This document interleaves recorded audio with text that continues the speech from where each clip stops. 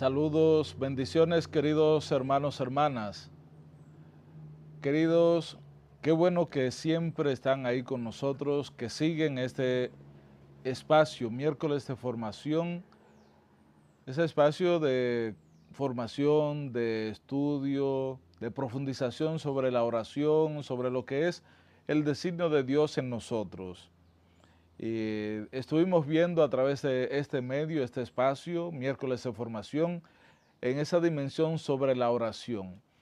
Hoy vamos a ver entonces y vamos a iniciar hablando sobre lo que es el misterio pascual dentro en el tiempo de la iglesia, la liturgia, todo lo que tiene que ver la acción de Cristo en la iglesia, en la liturgia, cómo está presente Él en los sacramentos, toda esa parte vamos a empezar hoy y vamos en los miércoles sucesivos a ir cada día avanzando en este contexto, que es una experiencia de formación. Lo primero que tenemos que partir es hablando sobre lo que es la economía de la salvación, es decir, el proyecto de salvación de la humanidad. Saber que este proyecto de Dios en la iglesia inició en Pentecostés. El día de Pentecostés, por la efusión del Espíritu Santo, la iglesia se manifiesta al mundo. Es la primera manifestación de la iglesia al mundo en Pentecostés. Recordemos los apóstoles, ahí empezaron, salieron a hablar de las maravillas de Dios ese día de Pentecostés. Ahí inició ese proyecto de anuncio, de evangelización, la presencia de la iglesia, que se fue haciendo presente y manifestándose al mundo a través de María y los apóstoles, que llenos del Espíritu Santo empezaron a proclamar y hablar de las maravillas de Dios. Esa experiencia de salvación que Dios nos ofrece se manifiesta no solo en las personas, en los apóstoles, en María, en aquellos que personalmente abrazan ese proyecto inicial, sino en toda la iglesia, en todos aquellos que a lo largo de la historia pues vamos uniéndonos. Ese don del Espíritu inaugura un tiempo nuevo en la dispensación del misterio, el tiempo de la iglesia. Primero recordemos, estaba el tiempo del anuncio, la predicación de Jesús, el anuncio de los milagros, los signos, ese tiempo de la presencia de Dios en medio de la comunidad que se iba haciendo presente, que iba caminando en medio de ellos. Ahora se inaugura ese tiempo de la iglesia y durante el cual Cristo se manifiesta, se hace presente y comunica su obra de salvación mediante la liturgia de la iglesia. O sea, Cristo no se hace indiferente, no es que se aparta, no es que tampoco desaparece la figura de Cristo, no. Claro, ya a través de la iglesia, inicialmente en ese proyecto de salvación era Él actuando, haciendo las obras. Ahora Cristo manifiesta, hace presente y comunica su obra de salvación mediante la liturgia de la iglesia hasta que Él venga. Primera de Corintios 11, verso 26. Esa obra que se va a hacer presente hasta que Él venga. De manera que durante este tiempo de la iglesia, Cristo vive y actúa en su iglesia. Cristo vive y actúa en su iglesia. Y con la iglesia, ya de una manera nueva, de una manera diferente.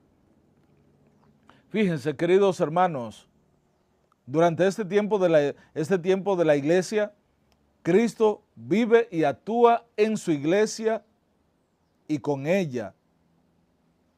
O sea, vive en la iglesia y con la iglesia. No la desampara, no la deja sola, no se hace indiferente, sino que Él está ahí. Él está presente. Vive y actúa en la iglesia y con la iglesia de una manera nueva. La propia de ese tiempo nuevo, claro está. Antiguamente empezó actuando de manera directa a través de la evangelización, el anuncio del reino, como él mismo lo proclama en el Evangelio de San Marcos, capítulo primero, verso del 12 al 15. El plazo se ha cumplido, el reino de Dios está cerca. conviértanse y crean en la buena nueva. Esa experiencia del anuncio que Cristo mismo hace, todo este proyecto de salvación que ya va anunciando, pero ahora de una manera nueva, de una manera diferente, a través de la iglesia, esa manera propia de este tiempo nuevo, ahí Cristo va actuando y se va manifestando en la iglesia y dentro de ella. Actúa por los sacramentos, claro está. Esto es lo que la tradición común manifiesta. Esto es lo que se le llama la economía de salvación. Actúa a través de los sacramentos. En este tiempo ya en la iglesia, vive y actúa en su iglesia y con ella de una manera nueva, propia. Actúa por los sacramentos. Y a esto es lo que le llamamos entonces la economía de la salvación. Es la actuación de Cristo, esa obra salvadora que se va desarrollando a través de los sacramentos. A través de los sacramentos. Ahí va actuando, se va haciendo presente esa obra de salvación. Esa es la economía de la salvación, la cual consiste en la comunión, en la comunicación de los frutos del misterio pascual de Cristo, esa transmisión, esa efusión de ese fruto, de ese misterio pascual de Cristo que se da en la celebración, en la liturgia sacramental de la iglesia. Por esto, de toda esta realidad de la obra de salvación que vamos desarrollando, que vamos viendo como obra de salvación, la economía de la salvación. Cristo que se hace presente, que se manifiesta y se da actuando en medio de la iglesia. Vamos a ver entonces esa experiencia, la liturgia como obra de la Santísima Trinidad. A través del misterio pascual y la liturgia, Cristo se hace presente. Pero esta es una obra de la Santísima Trinidad, del Padre, del Hijo y del Espíritu Santo. La liturgia, todo lo de la celebración de la iglesia. Empezamos viendo entonces el Padre como fuente y fin de la liturgia. Después veremos la experiencia sobre el Hijo, la obra de Cristo. Y después la acción, la obra del Espíritu Santo. Para ver así en conjunto la Santísima Trinidad como obra, la liturgia como obra de la Santísima Trinidad. La carta del apóstol Pablo a los Efesios, en el capítulo 1, versos del 3 al 6, empieza con esa alabanza al Padre. Entonces el Padre, fuente y fin de la liturgia. Esa alabanza al Padre. Bendito sea Dios, Padre de nuestro Señor Jesucristo, que nos ha bendecido con toda clase de bienes espirituales en los cielos, en Cristo, por cuanto nos ha elegido en Él antes de la creación del mundo, para que fuésemos santos e inmaculados en su presencia en el amor, eligiéndonos de antemano para ser hijos de adopción. Ese es el capítulo primero de la carta de Pablo a los Efesios. Es como un hermoso himno de alabanza, de reconocimiento de la persona del Dios Padre. Él nos eligió de antemano para ser sus hijos, adoptándonos como hijos suyos, hijos adoptivos por Jesucristo, según el beneplácito de su voluntad. Y todo esto es para alabanza de su gloria. De manera que el bendecir es una acción divina.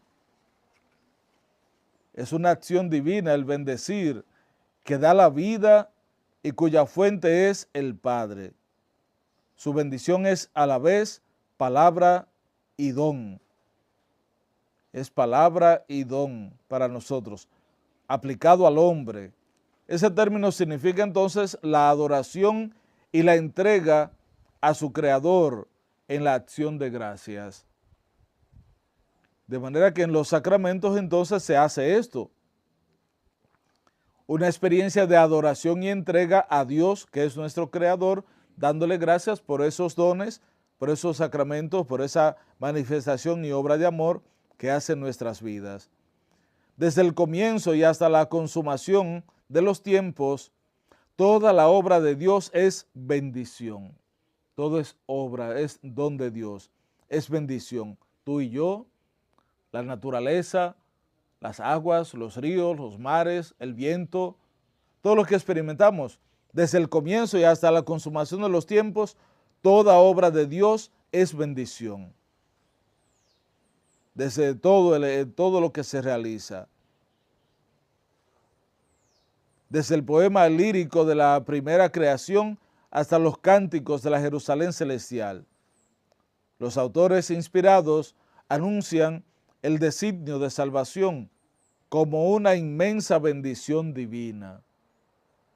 Una inmensa bendición divina, toda esa obra de salvación.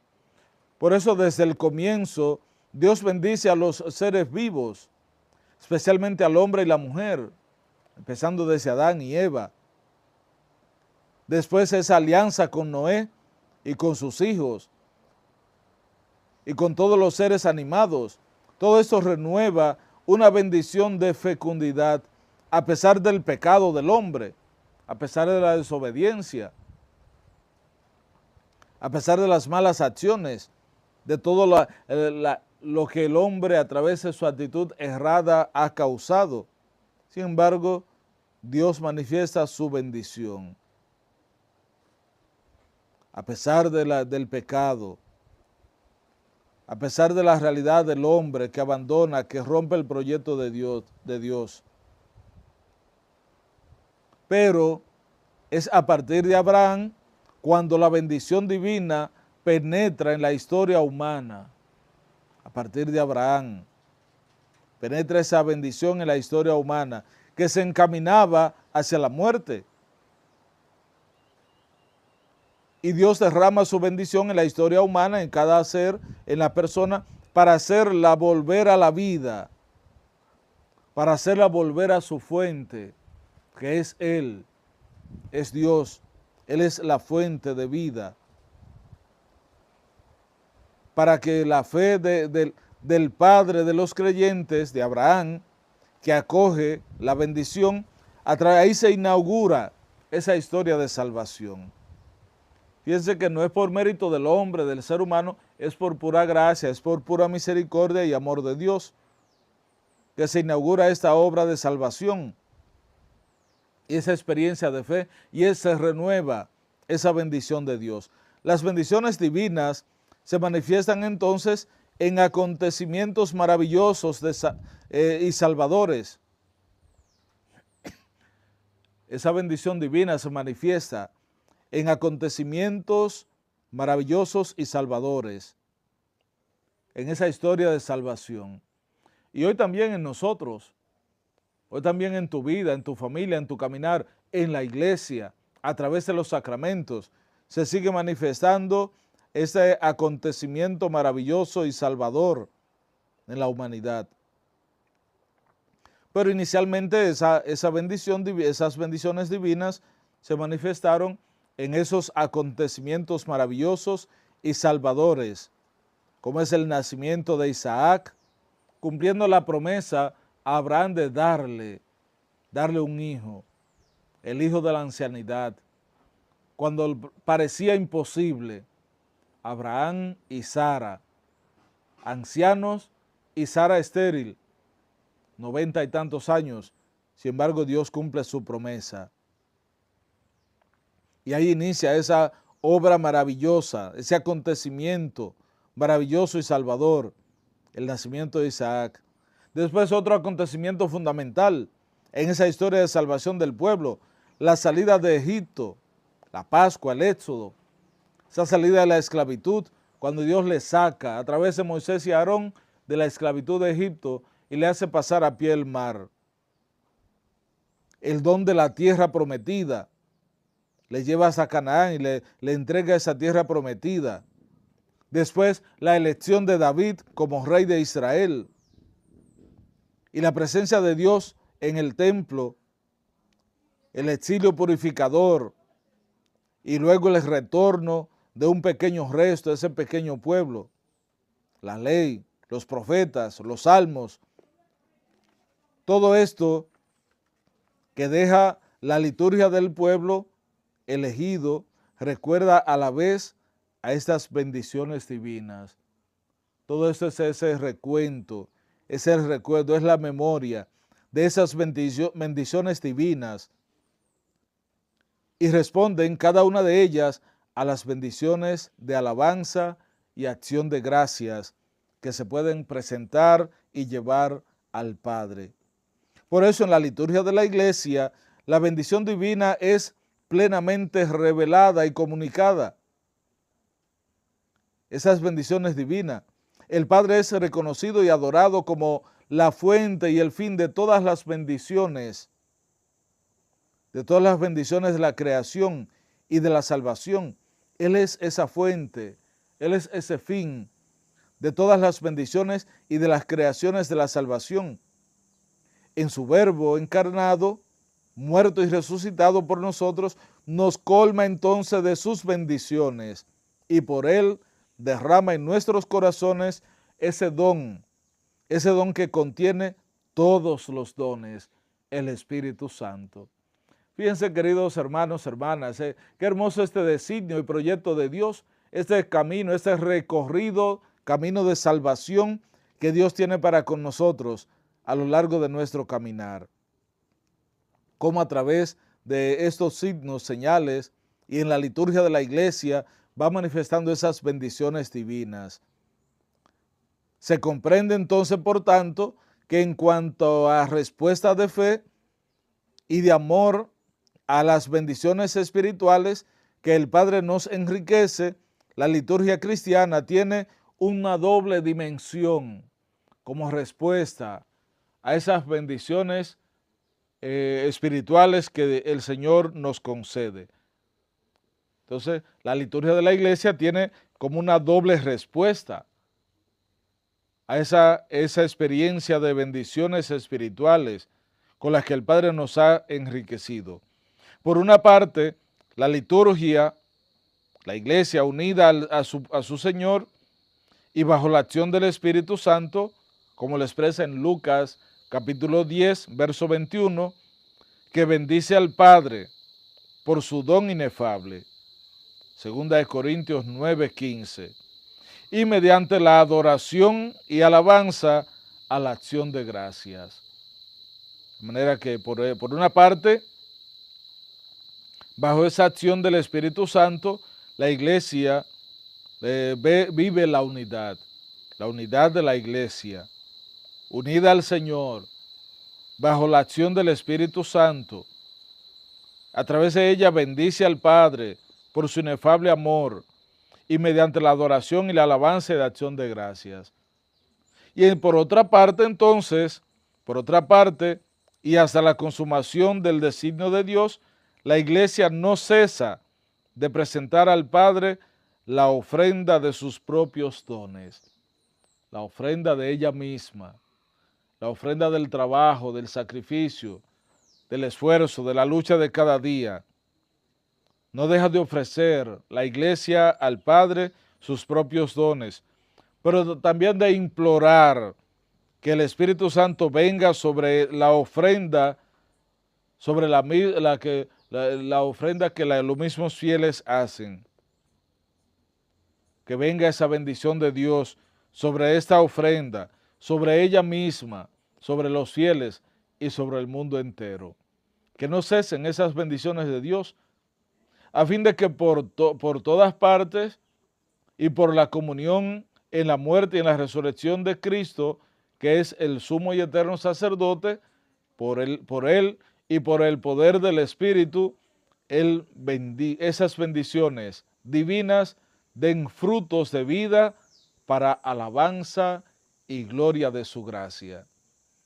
Y hermanos, hermanas, esta es la acción y la presencia de Dios en medio de la Iglesia. Recuerden que vamos a ver la liturgia como obra de la Santísima Trinidad. Entonces, toda esa alabanza, acción de gracias, oraciones, plegarias, todo lo que la Iglesia ofrece y presenta a Dios Padre, es esta, la presencia del Padre como fuente y fin de la liturgia. Pues bien, mis hermanos, vamos a concluir este espacio, miércoles de formación, con esta experiencia, esta manifestación del Padre como fuente y fin de la liturgia. Después veremos la acción y la presencia de Cristo en la liturgia y también del Espíritu Santo. Que sea el Señor que siga fortaleciéndonos y acompañándonos. Que la experiencia de la gracia de Él, el amor de Dios y sobre todo su presencia en toda nuestra vida, en nuestro caminar y a través de la celebración litúrgica de nuestra iglesia, se manifiesten los diversos y diferentes dones de salvación que Dios tiene para con nosotros. Dios les bendiga.